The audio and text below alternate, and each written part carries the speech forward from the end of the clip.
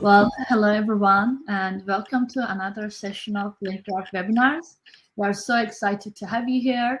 If you don't know me, I am Fidan Alizada, Marketing and Partnership Manager at LinkedIn, and I will be your host today. So today we are focusing on how to boost your small business growth with SEO, insider tips to unlock organic traffic and boost conversions. Of course, with our featured speaker, Adam King. He's an SEO strategist with experience creating SEO optimized copy for small businesses, implementing technical SEO in diverse website architecture, and creating SEO strategies that support growth goals of your businesses. So also we would love to hear from you. So if you have any questions, please leave them in Q&A section. All questions will be answered throughout the webinar. So let's get started. Awesome. I really appreciate the intro there, Fidan. Thank you for your time, everybody, and looking forward to getting right into it. So I put together this series with a lot of goals for local SEO, work and small business SEO, just in general for a lot of different, use cases. And, we come across the conversation a lot when we're advising new clients as well as SEOs and agencies working with LinkGraph to partner for white label services. And much of the conversation often is discovery and kind of learning about the business. Lots of different businesses are at different maturity stages. And so starting with a really great foundation of thought work in your strategy, with your content strategy, the way you're thinking about your business for the future and your presence online, it all matters a lot when you're actually putting it all together, to look at the 5-year road mark, 10-year road mark, when you want your organic strategy to ideally carry you, much further on your website. And so our top goals today for session 1 is going to be analyzing your business plan or client's business plan with organic search in mind, auditing your content strategy to enforce those business goals and how we want to actually convert that traffic or rankings, and how to actually analyze and self-audit your website so that whether you are building one or whether it exists already and you need to tune it up, you kind of start to get some tools and some resources to actually start to do that yourself and put in that thought work before necessarily having to consult with SEO, experts to run your campaign. It allows you to really put together some foundational ideas to make later SEO campaigns much more successful. So we'll dig right in with topic 1, analyzing your business plan with an organic search in mind. So where I like to start with this specific line of topic, a lot of this, comes from, when I'm initially speaking with people about whether they want kind of a spot audit and like, hey, really tell me what's kind of going on my site and why are things not working. A lot of it, my mindset goes to, okay, who is this business and what are they trying to do? Who are they to the searchers or users who may be looking for them, and what are they going to be looking for to find our client or sub-client? And so we take that who or what am I concept, and we want to frame primary, secondary, and tertiary keywords to define our business itself as an entity for search better. Obviously, we love our brand name. We want to grow authority over our brand name so that when people know our brand itself, when they search it, they're going to find it. But alongside of that, we want to make sure our identity as a business pairs up well with that so that, when people search for us, even fundamentally as an idea of what, when they're looking for a specific type of business, if they're looking for a dental surgeon, we don't want to misidentify with our keyword universe for what those searchers might really need. And that's why a period of self-reflection, either from the beginning or during the process, is really important to make sure that our keyword universe is supporting what we're trying to do with the business. A lot of ways that we go into this, and especially in the exploratory fashion, is how are we similar to competitors? Where are we similar? Where do we align? And, for those competitors that are beating us in organic performance, what are they being searched for? What do we see them showing up for? A lot of us don't necessarily, if we're not experienced SEOs or very much embedded in this world, we don't necessarily have free tools to use for this stuff. So what I like to do is think about that brand identity, who we are as a company, and then search your competitors for those terms. And often we're going to find where they start to align with those, competitor relevant key terms. That entire universe is going to start to begin to show itself as we do those searches. We want to take into consideration the questions that are happening, that are being asked, that are being answered in that space. All of it matters. And then we do the same thing for how we differ from our competitors, because often we're going to win in the difference versus the similarities, because a lot of people are going to overlap. And so how we're unique is going to be a special consideration that we want to make sure we're paying attention to. Going on to just the secondary purpose of this, or secondary part of this, we take that, again, that same thought work, that same reflection of who am I, what am I, and go to our services, what we're actually doing for a shopper, a user, someone looking for services. And we ask ourselves, this goes into our service keywords, but what do I do? What do I provide? If someone's looking for me to, fulfill a job for them or fulfill a service for them, if I'm selling something to them and they're needing to shop for a specific product, what are they going to look for that is going to help me align with them and, have my product or services be found? These differ from our brand identity because, a dental surgeon, someone who's searching for a dental surgeon might be looking for something much more informational or general than the actual service itself. If that dental surgeon provides emergency pediatric dental surgery, that's a really important keyword that we need to have somewhere for. So that's why often, when we're consulting with people who have either singular service pages where they accumulate a lot of services on a single page, we really want to home a unique landing page for every important service that we do, that we want to be talking about, that we want to be authoritative for. It needs a home. It needs that primary and secondary keyword. And then those tertiary keywords, when I say that, a lot of times those align with questions or really long phrases that people might be utilizing in this, a thought about this type of service. And those are great questions to answer in things like FAQs.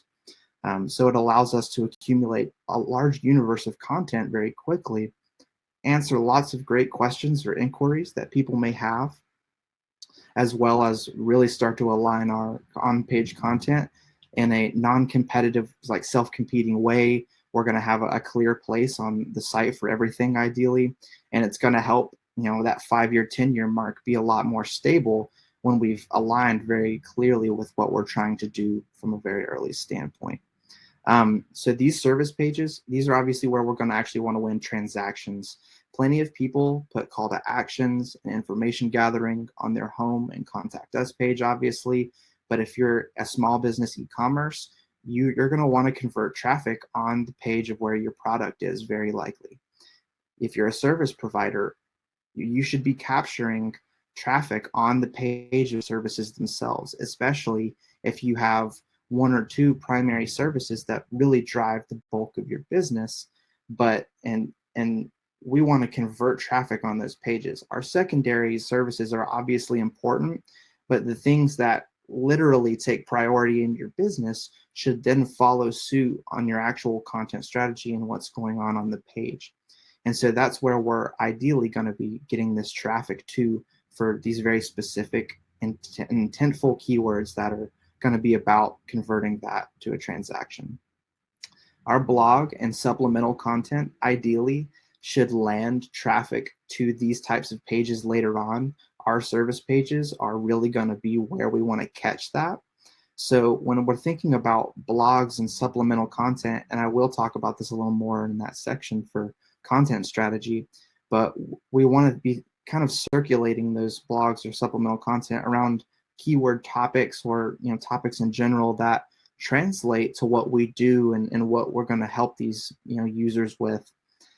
If a blog or supplemental content, article, ebook, whatever you want to write, it might be creative, it might be a passion, but if it doesn't make sense necessarily align with the business, it doesn't necessarily perform as a way to funnel traffic to an internal page.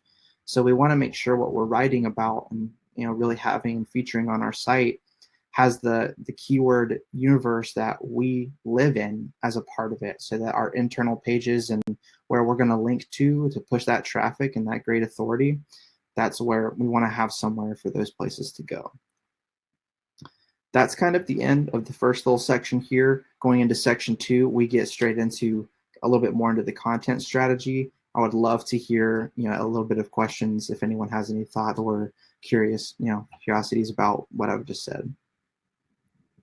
So Adam, why do you think that the first step is important for both local and small businesses? Yeah, so we talked definitely generally to where small businesses, this makes sense for just aligning very well with a very specific keyword strategy that's built out about our business and our services. And local businesses, this applies in much of the same way, but we want to make sure we're considering our location, the locations that we ideally want to grow into and logically serve. We don't want to be fraudulent. We don't want to pretend we serve areas and feature keywords of cities that we truthfully don't really serve just to gain a larger traffic base. Google really pays attention and is starting to learn a lot more about the tactics being used to kind of hack that. And so we want to make sure that our local thought work about where we are, what does my business and what do my services look like in the city I'm in the state I'm in, and in the cities I want to grow out to or expand to.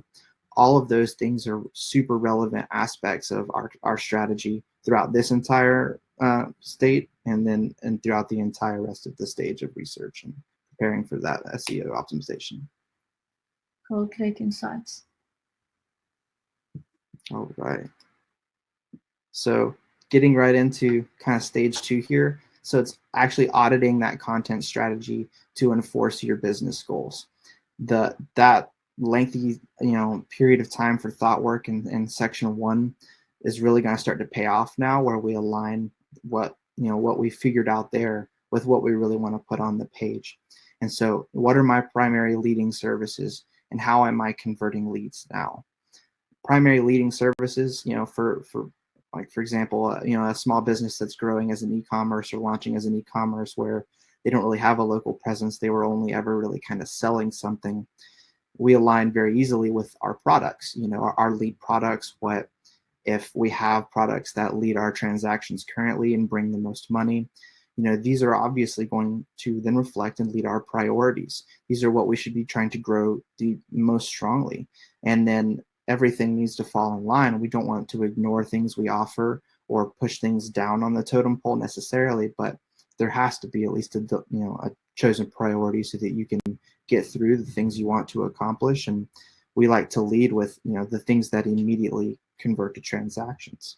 So that's kind of how we like to audit content strategies and kind of align, is by focusing on our primary and leading services and what is converting leads for us now, so that way we can support business growth and grow on the rest of our strategy as well. So are my secondary services helping me? This is kind of a point of reflection, because we've definitely worked on a multitude of sites that some of their services are kind of outliers within the scope of what they do. They may offer it, but they really don't either do a lot of work through it. It might be a much older offering that they still include, but isn't necessarily a primary focus of the business. We want to make sure that we don't put tons and tons of effort into pages and services that don't really align with who we are as a business currently and where we're going. They can be temporary, obvious wins, if we were winning in that universe or we were outranking other, competitors for those keywords. But if your consumers follow up on that, your traffic converts on that, they reach out to you, and either the work you do isn't what you're trying to do, it's not work you want to continue in the pipeline, it doesn't bring a good return on investment for the amount of work you put into, really the rest of the process. These are things to also consider in our SEO strategy. we don't, like I said, we really don't want to spend a ton of time and effort and a lot of our budget on working on pages that are very much secondary, literally, in performance. Again, if it's going to be a priority later on down the road, and it is a pipeline goal for us, it stays important. But sometimes we can trim things up. We can remove pages or services that don't benefit us anymore or don't align with who we are. You don't need to keep something on a site or continue to invest in it as a strategy if it's not really where you're trying to go with the business. And then just this little note right here. So your content strategy should consider your short and long-term business goals and be leveraged across your organic and paid channels. That short and long-term business goal note is exactly the way we think about it. Are my secondary services helping me? That's kind of your short versus long-term timeline of consideration for really what's happening with the business. And for what's going on with keyword content strategy and what's going on in our paid and organic efforts, our paid keywords and our paid content strategy can honestly be a great proving ground for the terms that we want to rank for organically if we are running ads. Always consider those keywords and what performs well there to be included in what we do on the actual site for our long-term organic growth. Just to finish out on section 2 there, any questions on actually kind of aligning our content strategy or where to kind of put a priority or focus as we actually refine that stage? So what do you think that, what should business do if that's a new business and may not have many insights into current performance? Yeah, absolutely. And so if it's a newer business and we don't necessarily have as many of the insights as to what is converting well for us traffic wise, what's converting well for us money wise, because the business is just in a very developmental stage. What we'll want to do is, obviously, if we have competitors that we either align with one-to-one or see very much as an influence into what we're trying to do or accomplish, learning about what services drive them. If we have, like I said, if we have similarities or differences with these competitors, those are going to be areas that will be revealed for us as priorities that we can really lean into as we develop that content strategy. That's then where we take that 5-year, 10-year mark and figure out what are our goals and lean hard into that strategy. You really want to give your organic content strategy time to grow in the website landscape we're in now. Great, thanks so much. No problem. And then into kind of the finishing stretch here. So actually how to analyze and self-audit your website. And that goes with applying our strategy to what we're trying to do. So the very bones of our website and the way things are built, both from a technical standpoint and the actual content that's on the page, all of this matters for SEO. And so our URLs, many people, their URLs are going to fall with the business name. But as we tree out the rest of the URLs and as we detail out the full sitemap, we want to make sure that everything has an appropriate home that really makes sense from both a bot crawl perspective and as well as the user. Natural categories for products or a service page that houses all of the services with unique landing pages for every single unique service. So that way we have a clear delineation and control over where the environment spreads. And what we want to see is, a singular homepage that trees out to, basically a hub and spoke model where our spokes continue to expand into the relevant content they house, but that they're very clear with their intent and the way we name them. This can benefit us from an SEO perspective as well. It's not a super huge factor, but it does matter. This goes down to the category and page level as well. So we want to think about what our purpose and intent with these pages are.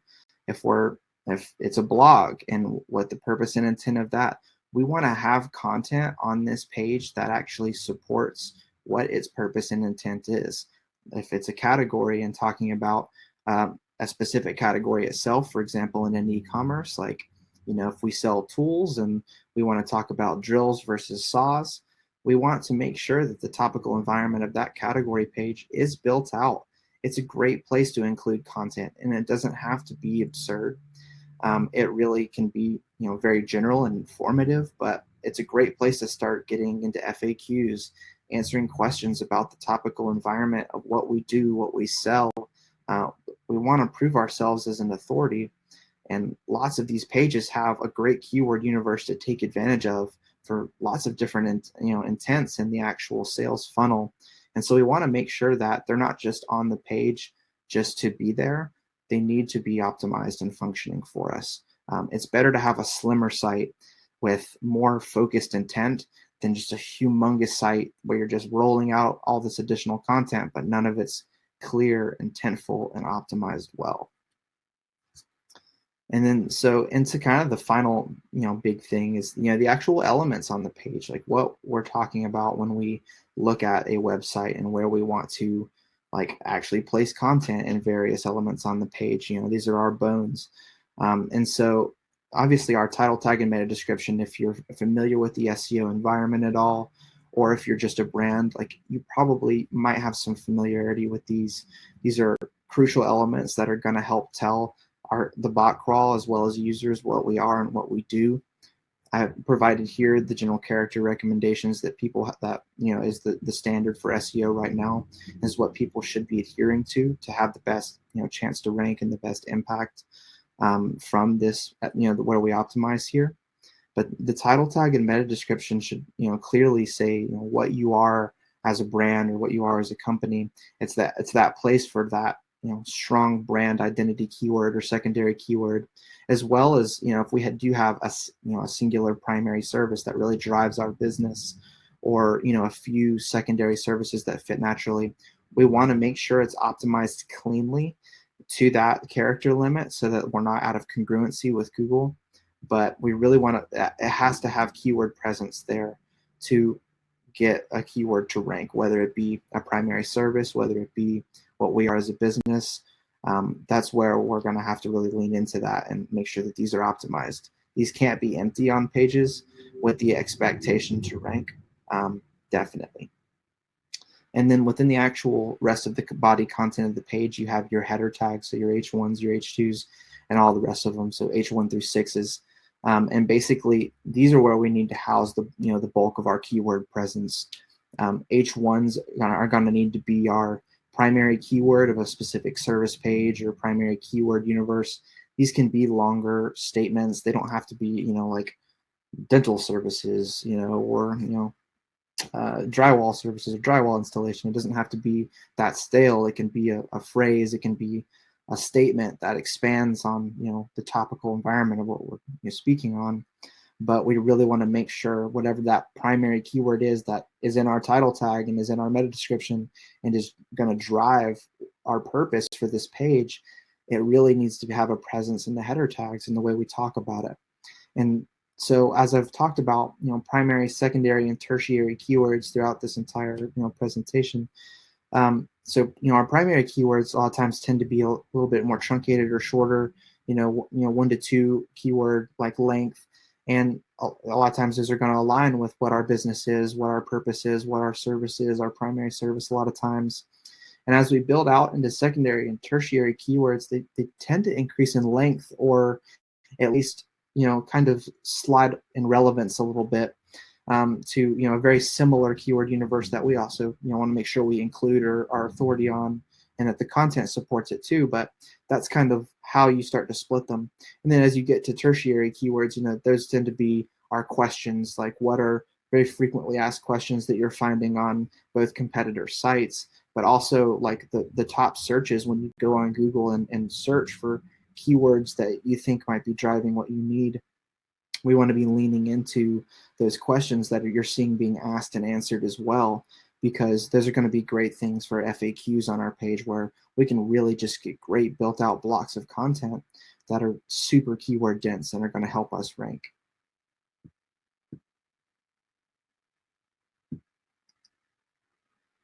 All right. And then so kind of the, getting into a little more of the nitty gritty a little bit, I'm going to screen share, and I'm going to hope it doesn't kick us off. the presentation as well. It did. That's okay though. We'll get back to it in a minute. So I brought up our website as link graph real quick just to talk through a few points here on the actual nitty gritty of looking at a website and kind of talking about some of these examples.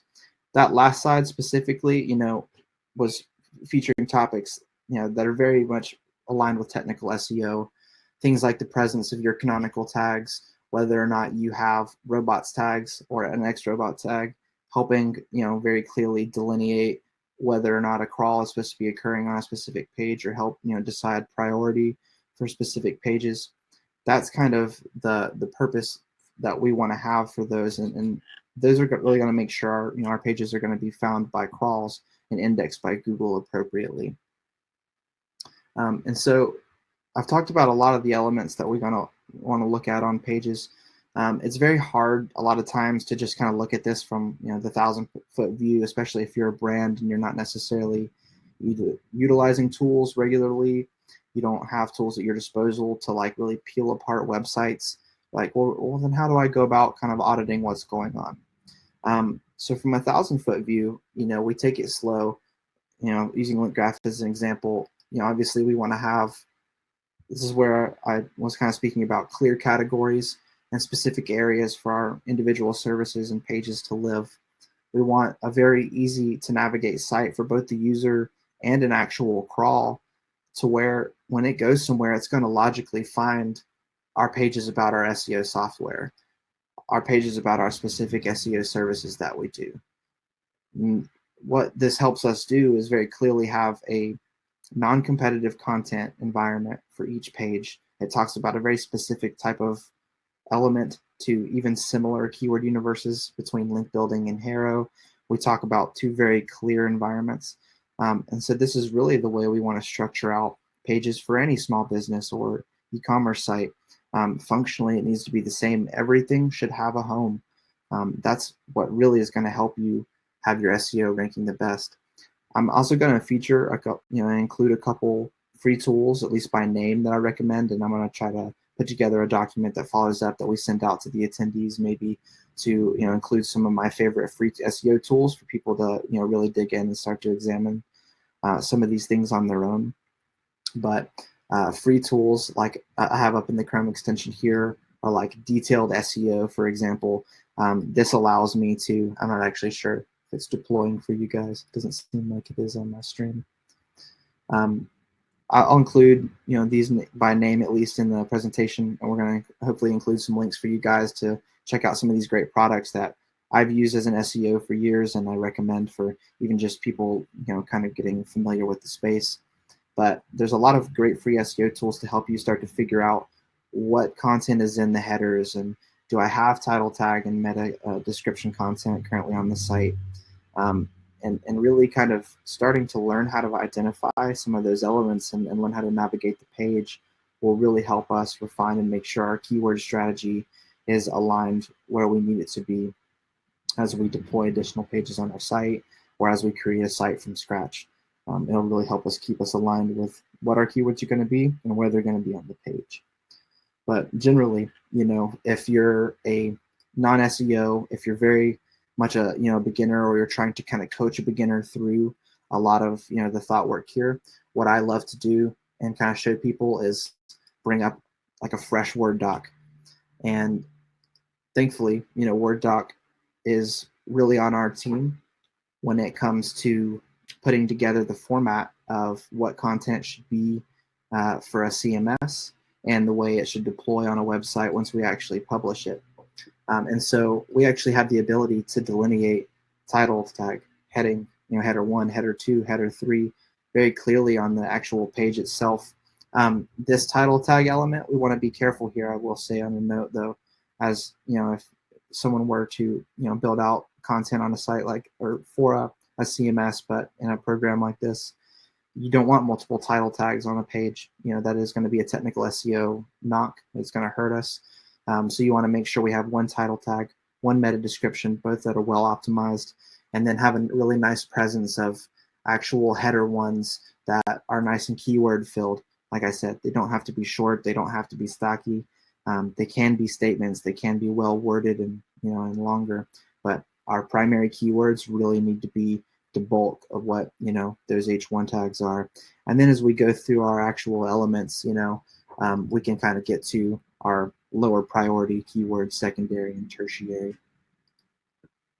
But yeah, that's kind of initially how I would recommend going through a site. And so this is just a friend's site for as an example, just to kind of talk through the way I like to spot audit a site when I'm thinking about it and say, how do I want to address, or how do I want to go about recommending, how the site should either consider its content strategy or how we should consider work on the site.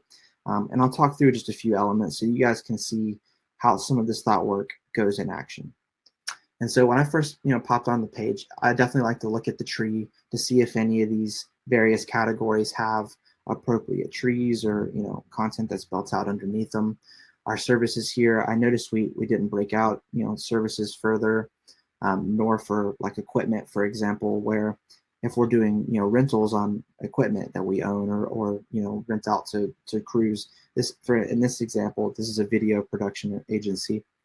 In services, we need to have a unique page for each of these specific services they do. As of right now, they don't have those unique service pages, so they've housed all of the content for every service they do on this singular page, and it's really going to hurt its actual ability to rank. We do have kind of a keyword presence in some bigger elements, or what I would assume these are probably H1s. You can also inspect a page if you're familiar with the actual code blocks themselves, and if you're an HTML junkie like me and you like to take a look at the bones directly if you need to. This is also what I would recommend to kind of get an understanding of, okay, where is content living on the page, and is it where it needs to be to rank or to be recognized by a crawler. So say, for example, editing, we have these in H2s. That's definitely better than, say, for example, just having our primary keyword only in like the content itself or like a paragraph element. We really want to make sure our primary keyword universe is built out in those bigger elements that are more priority on the page that the crawl recognizes with greater authority. And so these generally tend to be H2s based on what I've looked at on the site as of right now. But I did notice, like, for example, on the root page, on our root home domain for this site, that a lot of their content is actually contained within these various div elements that we see. And this might be really getting into the nitty gritty, but this is really important, kind of note to make, because we want to make sure that our content is actually very specifically built on the page, because if we contain like crucial keywords in class elements that don't actually register to the crawl and are not going to allow that actual text to be read by the bot whenever it goes, we're going to miss out on really any opportunity to potentially rank for these keywords. And so we want to be really considerate of not only what structure we're going to go in and build our website in. If it's a very common architecture like a WordPress or a Shopify, we do want to make sure we're considerate about how these things can be impacted by the way we're building our website. And so if we ever have issues for a site, for example, that has already existed for a while, and we need to figure out why certain keywords aren't ranking when they appear to be in the right places, this is kind of where we start digging about how is this website coded at a foundational level to really represent what it needs to. So yeah, that's a little bit of the nitty gritty there. I'm going to get back out of the share here, get back to our presentation. I'd love to open it up for questions on kind of what I've spoken on so far, and then we can get back into the actual presentation.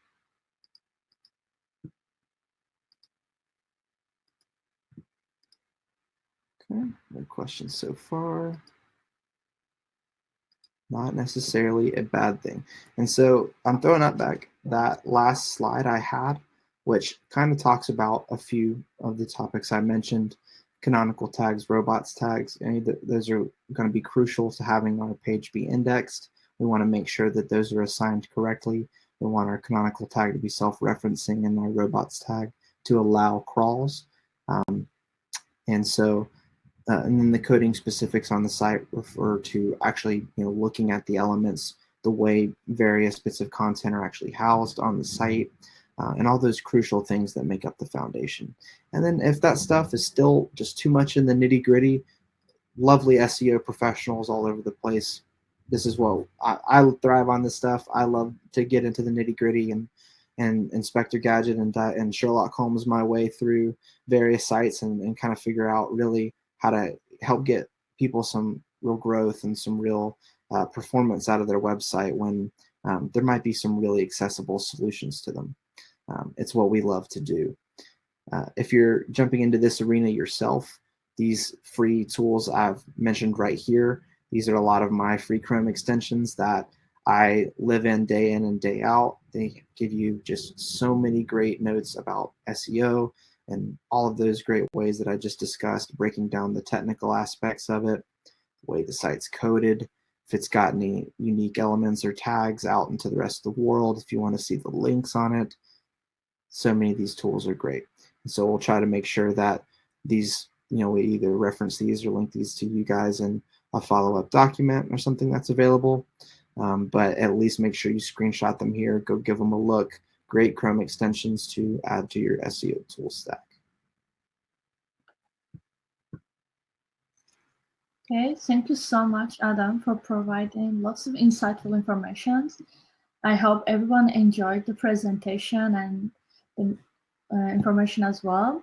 So guys, I want to give like a couple minutes to you. If you all have any question about our webinar, about the topic, please leave them in the chat. We're happy to answer. Also, the presentation and replay video will be provided for all our attendees as well. So you can have access to slides and come back whenever you need. So Chase asking where they can download those Chrome extensions. Yeah, so if you Google any of them by name with Chrome extension, it'll usually provide the Google Marketplace link right to it. Everyone that I've linked currently or mentioned is a free tool. Detailed SEO, Meta SEO Inspector, Tag Explorer, Robots Exclusion Checker, and Built With. All great. I was gonna say right in the Google Marketplace though. Yeah, that's correct. Yeah, Google Marketplace, or you can, like I said, you can type in Google Chrome extension with this name, brings them up great in search. Usually provides the download link directly. I love detailed SEO. It's always my go-to. It gives you title tag meta, whether they're congruent with their length right off the bat. Go ahead and break down the actual header structure, gives you a visible look at what it looks like, links the robots.txt file.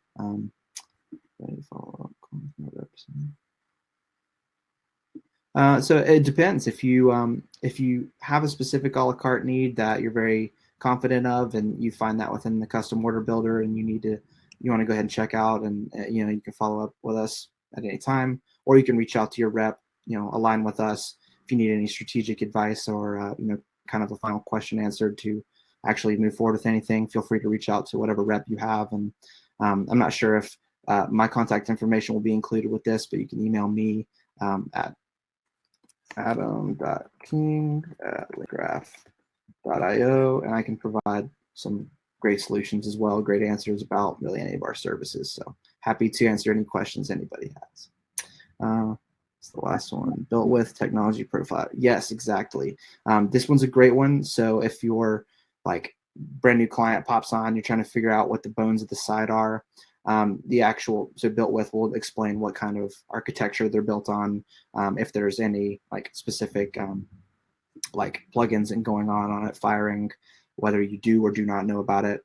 Super great tool.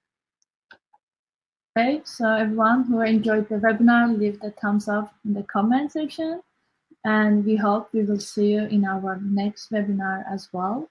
Stay safe and have a great weekend and Friday to everyone. Awesome. Thank you, everybody. We appreciate it. Bye.